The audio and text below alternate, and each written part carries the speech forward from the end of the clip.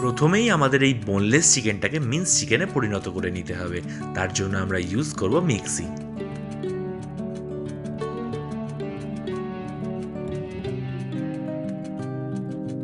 Means চিকেনটা একদমই ready. এরপর আমরা কিছু ইনগ্রিডিয়েন্টকে টেবিলের ওপর দেখে নেব। এই সমস্ত ইনগ্রিডিয়েন্টগুলোকে আমরা চপ করে নেব।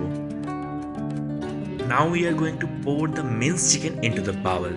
তারপর চিকেনটা যাতে ভালো করে বাইন্ড হতে পারে, for that reason we have to add 1 boiled potato. তারপর একে একে চপ করে রাখা ইনগ্রিডিয়েন্টগুলোকেও চিকেনের ওপর অ্যাড করে দেবো।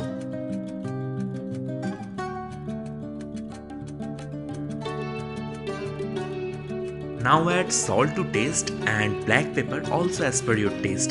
Actually এই ডিশটা বেশি কোনো স্পাইসেস ডিমান্ডই করে না। যদি আপনার এই ডিশেতে একটু ফিউশন করার ইচ্ছা হয় তাহলে you may add some amount of garam masala. তো মেবি হয়তো ডিশটা আরেকটু এনহ্যান্স হতে পারে টেস্টের। সো আপনারা কমেন্টস করে জানান যে টেস্টটা কেমন হবে। নাও একটা কড়াইয়ে আমরা ভর্তি করে জল দেবো, অ্যান্ড দেন আমরা অ্যাড করব সামান্য পরিমাণের নুন। তারপর ওয়েট করব জলটাকে ফোটার জন্য। চিকেনটা হাতে স্টিকি যেন না হয়ে যায় তার জন্য আমরা হাতে সামান্য তেলকে লাগিয়ে নেব।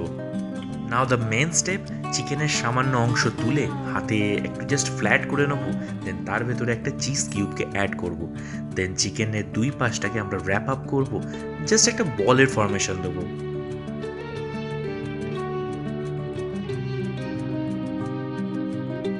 চিকেন বলের চারিপাশটাকে ইভেনভাবে প্রেস করবেন যাতে বলের কোনো অংশ না ফেটে যায়। একই স্টেপ রিপিট করে আপনাদের যতগুলো বলের প্রয়োজন ততগুলো বল আপনারা বানিয়ে ফেলুন। So the water is extremely hot. Now আমরা একে একে চিকেন বলগুলোকে এই জলেতে দিয়ে দেব।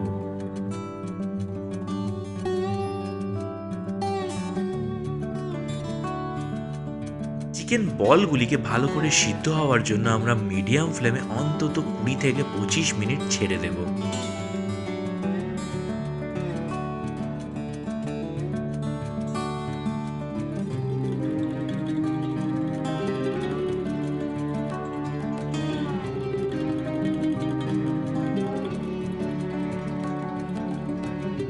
Now our cheese chicken ball is ready to serve. অর্থাৎ আর দেরি না করে আপনারাও জলদি এই রেসিপিটা ঘরে বানিয়ে নিন আর কমেন্ট করে জানান যে রেসিপিটা আপনার কেমন লাগলো।